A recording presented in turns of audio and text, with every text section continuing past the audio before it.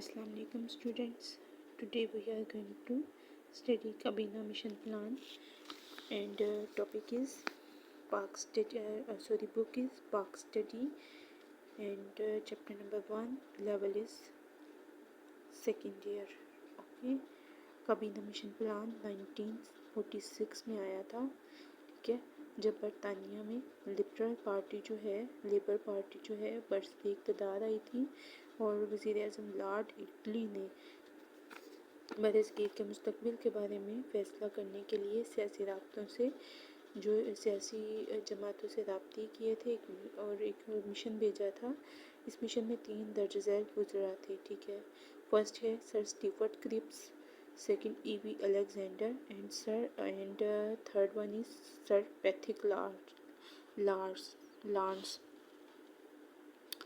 Mission आगे आ जाते हैं मुज़ाकरात के. मिशन के जो अरकान थे इसने बरसगीर में आके जो है मुख्तलिफ सियासी जो है रहनुमाओं से बात की, मुज़ाकरात किए, गवर्नर और सूबा के वज़ीर आला से तबादला ख्याल किया, गवर्नर की आरा भी हासिल की. गवर्नर जनरल की मुज़ाकरात में दोनों बड़ी जमातों के जो मौक़िफ़ हैं वो बिल्कुल वाज़ेह थे. मुस्लिम लीग ने तक़सीम और तहरीक पाकिस्तान को वाहिद मसाइल का हल करार दिया, जबकि कांग्रेस ने वाहिद कौम की बुनियाद पर जनूबी एशिया में किसी भी किस्म की तक़सीम की शदीद मुखालफत की.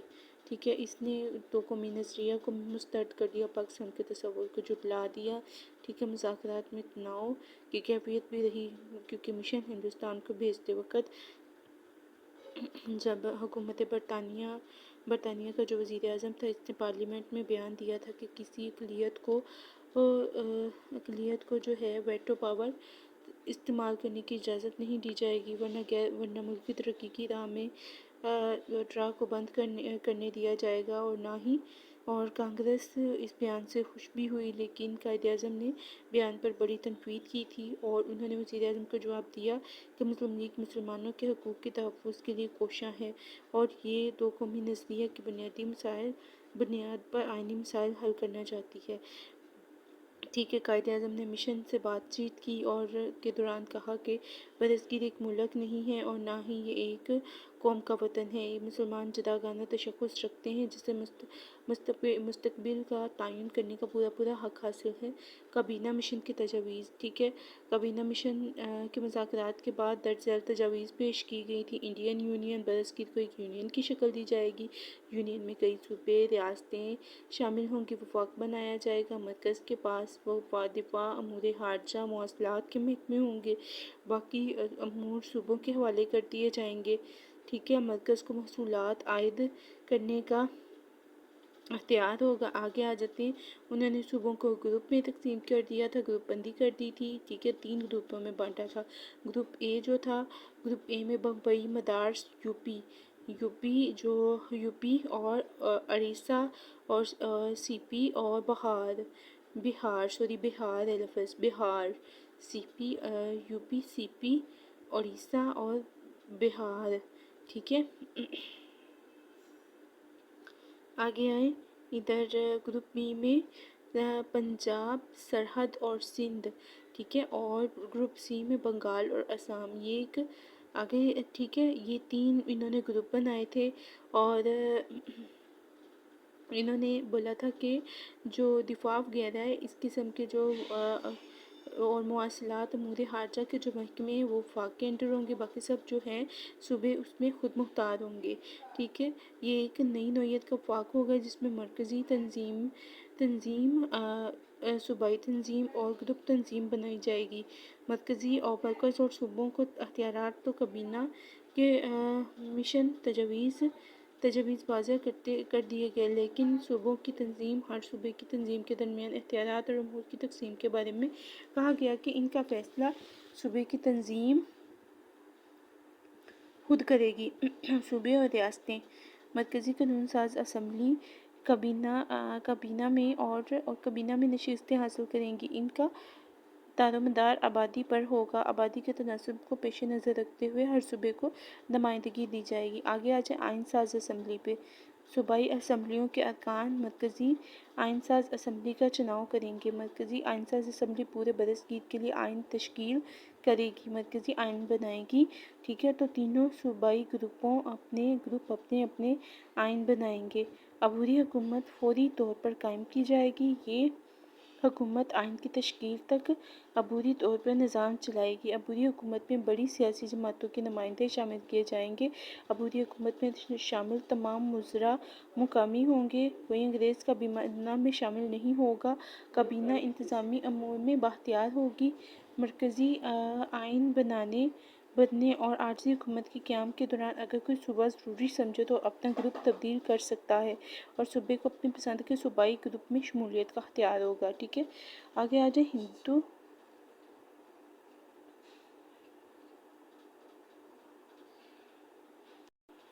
ہندو یونین سے علیحدگی۔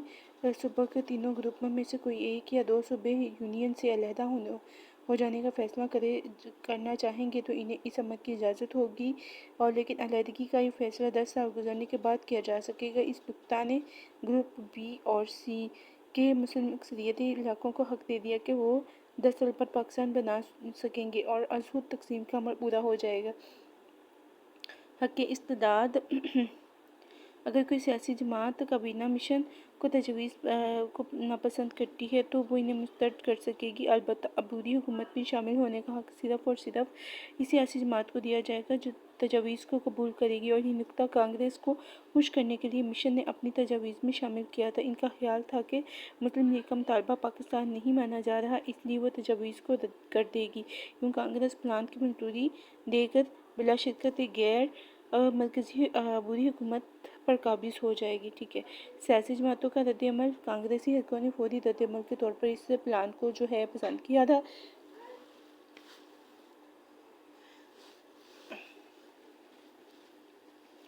اور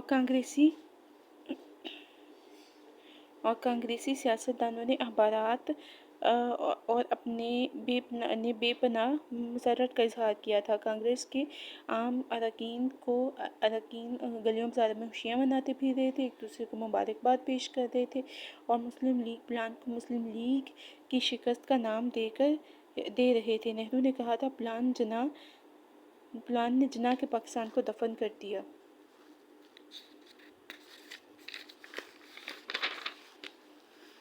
مسلم لیگ کے کارکن مایوس تھے، لیکن وہ اس کو پاکستان مخالفوں کی فتح خیال کر رہے تھے۔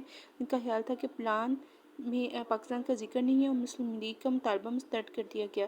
قائد-اعظم نے فرمایا، مجھے افسوس ہے کہ مشن کے پلان کے مطابق پلان میں مسلمانوں کے مطالبے کو نظر انداز کیا گیا۔ ہم پورے ذوق سے کہتے ہیں کہ برصغیر کے مسائل کا حل 2 آزاد ریاستوں کے قیام میں مضمر ہے۔ ٹیلی گراف نے لکھا، مسلمانوں سے زیادتی کی گئی ہے، حالانکہ انتخابی نتائج نے صورتحال کو واضح کر دیا تھا۔ گاندھی تو آپ کو پتہ دندناتا پھیر رہا ہوگا اس صورتحال میں، ٹھیک ہے۔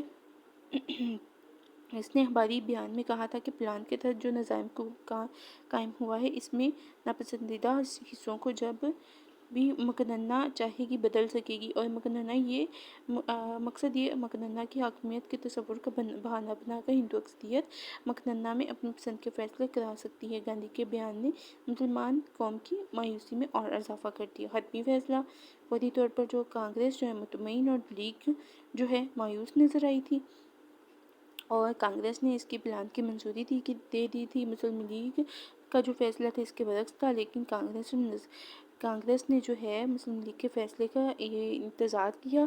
مسلم لیگ کونسل نے قائد-اعظم کو اختیار دیا، جو فیصلہ مناسب سمجھے وہ کر دیں۔ قائد-اعظم نے تمام حلقوں کی توقعات کے برعکس کابینہ مشن پلان کو منظور کر لیا، اور کانگریس پریشان تھی اور اب لیگی خوش اور کانگریسی مایوس تھے۔ اور قائد-اعظم نے پلان کے ایک نکتے پر روشنی ڈالتے ہوئے بیان کیا کہ پلان پر عمل درآمد ہو جاتا ہے تو 10 سال کے بعد مسلم اکثریتی علاقوں کو آزاد ریاست مملکت بنانے کا موقع مل جائے گا۔ کانگریسی لیڈر الجھ گئے، وہ قائد-اعظم سے تدبر، دوراندیشی اور موقف منوانے کی صلاحیتوں سے آگاہ تھے۔ وہ بڑے غور و فکر کے بعد کانگریس نے آدھا پلان ماننے سے انکار کر دیا، آدھا مان لیا، ٹھیک ہے، آدھا تتر آدھا بٹیر ہو گئے۔ مسلم لیگ اور قائد-اعظم نے वायसराय काबीना के अरकान को कहा कि वो प्लान को मुकम्मल तौर पर नाफिज कर दे, और क्योंकि एक बड़ी जमात जो है उसने यानी मुस्लिम लीग ने इसे कबूल कर लिया और हुकूमत ने अपने वादे से मुकर गई और कांग्रेस के बगैर अबूरी हुकूमत की तश्कील पर रजामंद ना हुई। सूबाई ग्रुपों की तश्कील का काम रोक दिया गया। अमलन हुकूमत ने कांग्रेस के खौफजदा होकर असूलों से इनहराफ किया। कायदे-ए-आज़म को वादा खिलाफी पर बहुत दुख हुआ। उन्होंने यौम रास्त इक़दाम का ऐलान कर दिया। 16 अगस्त को 1946 को यौम रास्त इक़दाम मनाया गया और काबीना मिशन प्लान का जो हिस्सा कांग्रेस ने मंजूर किया था राइज किए जाने का फैसला हुआ। वायसराय ने आइन साजी में शुरू करने का अबूरी हुकूमत को कायम करने का हतमी फैसला कर लिया।